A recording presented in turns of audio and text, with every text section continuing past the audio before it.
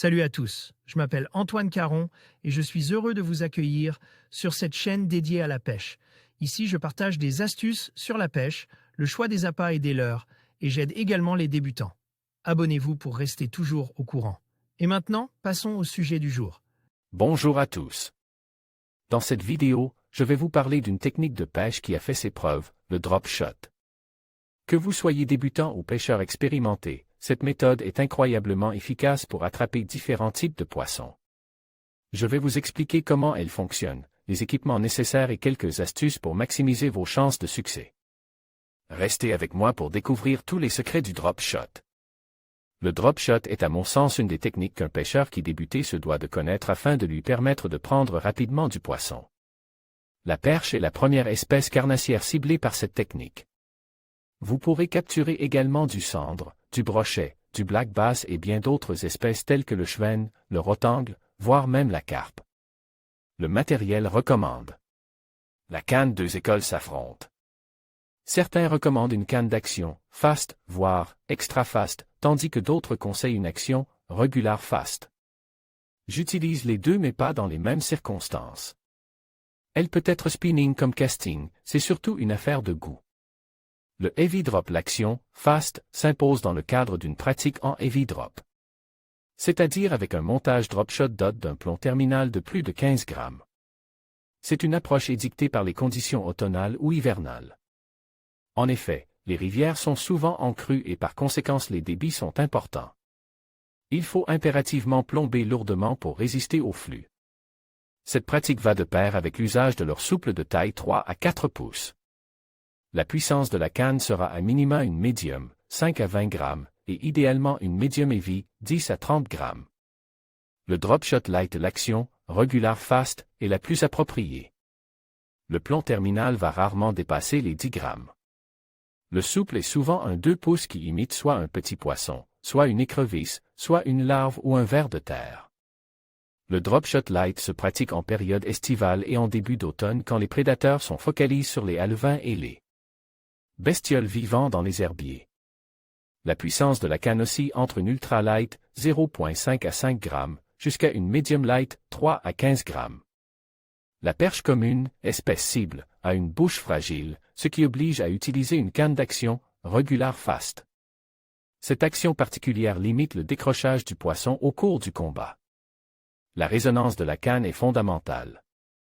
Il s'agit de sa capacité à transmettre tout ce qui se passe au bout de ligne à la main du pêcheur. Vous devez sentir le plomb taper le fond, sentir l'aspiration d'une perche sur la queue du souple, détecter toute anomalie qui devra être suivie d'un ferrage.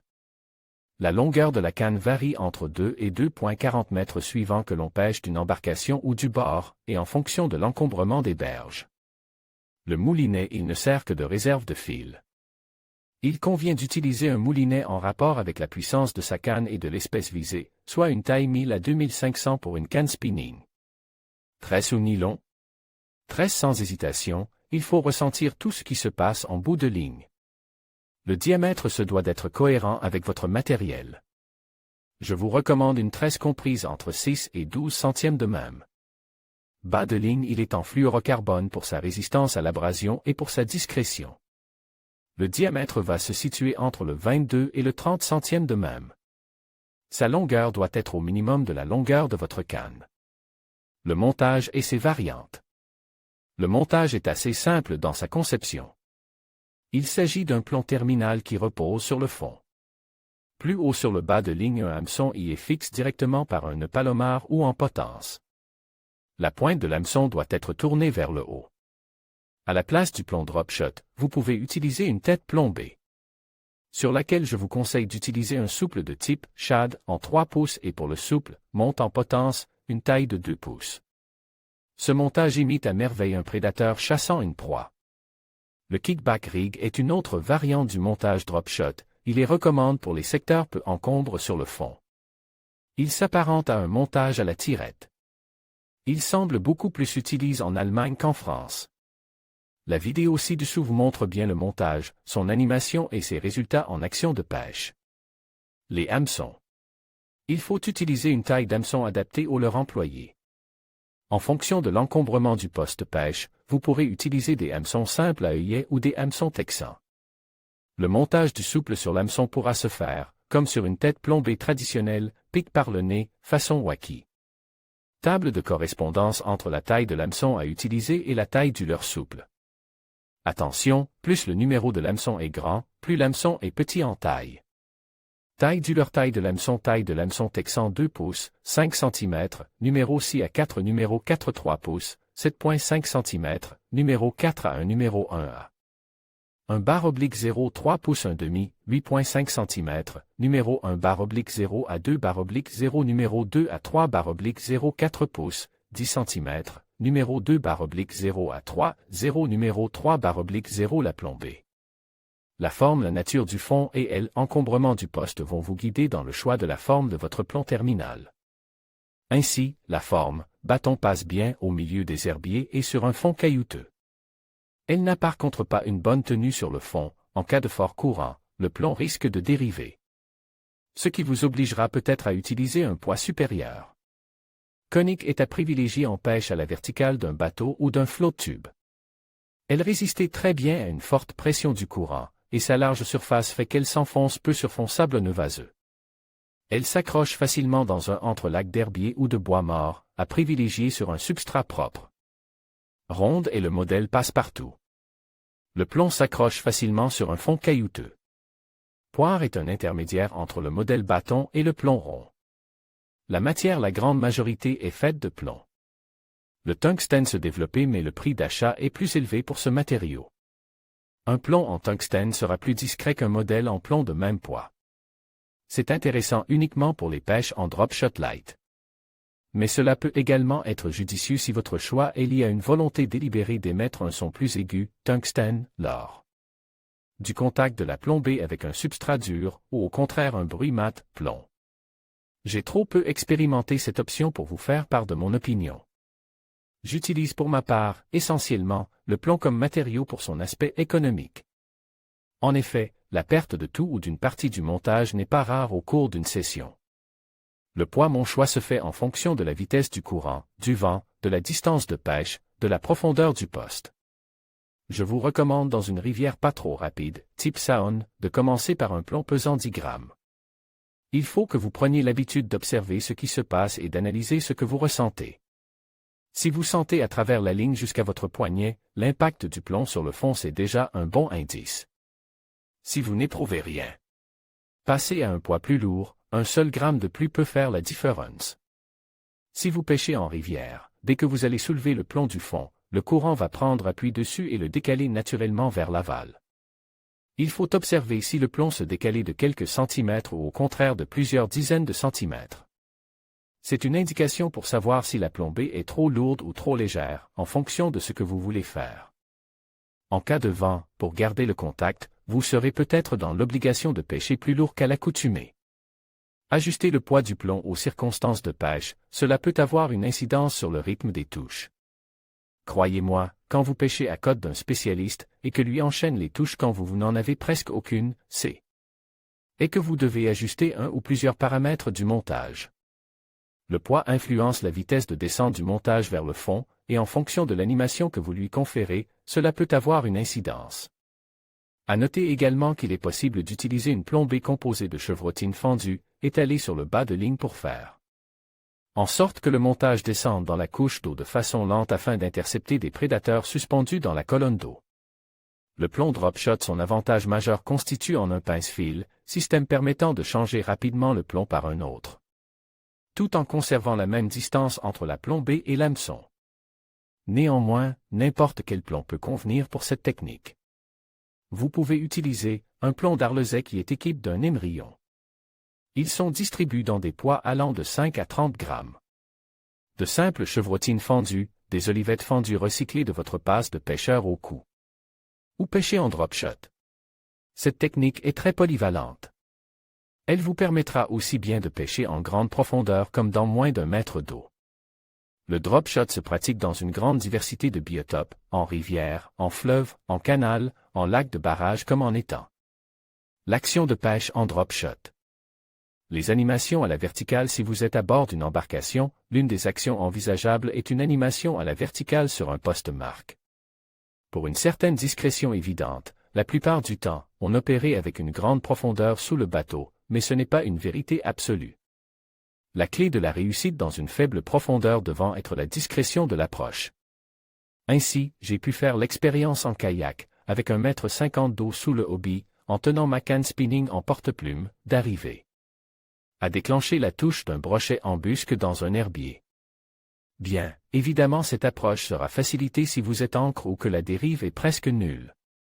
Un pêcheur urbain du bord peut user de cette approche s'il pratique à l'aplomb d'un quai contre lequel les perches aiment se tenir. En ville, les quais sont parfois renforcés par des pales-planches métalliques qui offrent un palier. La longueur de la canne permet d'explorer toute la hauteur du mur. Et, lorsque des péniches sont amarrées, l'espace entre le navire et le quai contraint souvent le pêcheur à utiliser un montage drop-shot. Cette approche se fait sur des postes marques, forêts d'arbres immergées en lac de barrage, cassures en plan d'eau, trouées dans un herbier aquatique de bordure, etc. La diagonale. Si vous pêchez du bord, vous serez contraint par une action en diagonale. Mais, même un pêcheur pratiquant depuis une embarcation peut agir de la sorte, pour gagner en discrétion dans la prospection d'une berge en pente douce par exemple. Il vous suffit de lancer vers le large, de laisser couler votre montage jusqu'au fond. Et puis, vous le ramenez par des petits bonds successifs, en faisant des pauses pour laisser le temps au montage d'opérer. Vous pouvez soit tirer le montage vers vous, en le levant légèrement, uniquement en rivière, pour que le courant décale le montage, avant de le déposer en douceur sur le fond. L'autre manière de procéder consiste à faire une tirée sèche vers le haut de 30 à 50 cm avant de le laisser retomber vers le fond. La touche, elle est souvent ressentie par un « toc » qui ne laisse aucun doute. Toutefois, elle peut être plus subtile comme une impression de lourdeur. Cela se produit au moment où vous reprenez contact en douceur avec votre montage. L'attitude habituelle d'un prédateur est de s'enfuir avec sa proie dans la gueule, mais il arrive aussi qu'il s'en saisisse en restant sur place. Lorsque l'on a une impression de lourdeur, c'est en fait que le carnassier qui tient l'appât dans sa gueule ne bronche pas à la tension de la ligne. En cas de doute, il est préférable de ferrer. Cette manière d'opérer peut se pratiquer autant sur des postes marques, cassures, champs d'herbiers aquatiques immergés en grande partie, ou sur une zone vierge. La pêche en drop-shot aide beaucoup dans la visualisation de la morphologie d'un secteur. En effet, on doit bien percevoir le contact de la plombée avec le fond, c'est pourquoi il vaut mieux, au début, être trop plombe que pas assez. Le drop-shot en toute saison. Cette technique peut se pratiquer de janvier à décembre. En période estivale lorsque la canicule fait grimper les températures et que les carnassiers semblent amorphes. Une de leurs zones de confort se situe à ce moment-là dans les couches inférieures où la température de l'eau est moins chaude. Le drop-shot par sa prospection lente et justement très proche du substrat sera parfois la seule technique capable de déclencher elle. Attaque d'un carnassier opportuniste qui aura peu d'énergie à dépenser pour se saisir de cette proie. En automne, en proposant un petit souple en 2 pouces imitant à merveille un alevin de l'année imprudent, en bref, une proie facile et naïve aux yeux d'un carnassier dans une approche en downsizing. En hiver, la froideur de l'eau rend les poissons léthargiques. Une fois encore, l'animation proche du fond, lente et insistante peut déclencher une touche d'un carnassier. Appât naturel et drop-shot. J'ai plus de 20 ans d'expérience de pêche au leurre, toutefois, je vais déroger à cette vision. Je pense qu'il ne faut pas négliger les appâts naturels. Le drop vif en lieu et place du leurre, on utilise un petit poisson vivant qui passe plus ou moins vite de vie à trépas. Je vous recommande la lecture de 2 articles. Le premier article expose cette technique qui exige une embarcation, bateau, kayak ou flotte-tube. Le second article démontrait qu'il est possible de pratiquer le drop vif en milieu hostile, au milieu de bois noyés. Le drop vert il peut être utilisé toute l'année mais sa période de prédilection va de janvier à avril durant la fermeture de la pêche du brochet. La réglementation interdit toutes les imitations de poissons, écrevisses ou tout appât susceptible de capturer de manière non accidentelle un brochet. Le ver de terre n'est pas considéré comme un appât susceptible de capturer un brochet. Il permet de continuer à pêcher la perche ou le cendre pendant cette période. Il suffit de remplacer le souple par un lombric bien vivant. Avantages et inconvénients. Les avantages: présentation d'un appât proche du fond presque immobile, présentation discrète, facile à appréhender par un débutant. Aide à identifier la nature du fond, dur égale caillou, mou égale sable ou vase, aide à identifier la topographie du fond, pente, cassure. Technique peu onéreuse, tous les carnassiers peuvent être capture. Les inconvénients: le carnassier peut parfois engamer profondément, même en utilisant un souple. La perte de matériel est inévitable, parfois 3 à 4 montages complets par session. En conclusion, le drop shot n'est qu'un montage. À vous, pêcheurs, d'adapter l'appât, vers de terre, poissons, écrevisses ou autres bestioles, sa taille, du 2 au 5 pouces, sa nature naturelle ou imitation souple, ainsi que le poids terminal, 5 à 30 grammes, pour présenter une proie qui décidera le prédateur que vous traquez. Article rédigé par Franck Labadie. En conclusion, le drop shot s'affirme comme une technique de pêche très efficace, permettant d'atteindre des résultats impressionnants. Que ce soit en eau douce ou en mer. Sa simplicité d'utilisation et sa capacité à s'adapter à différentes conditions en font un choix privilégié pour de nombreux pêcheurs. N'hésitez pas à expérimenter cette méthode lors de vos prochaines sorties, et vous pourriez bien découvrir une nouvelle passion pour la pêche. Merci de nous avoir suivis, et à bientôt pour d'autres conseils et astuces de pêche.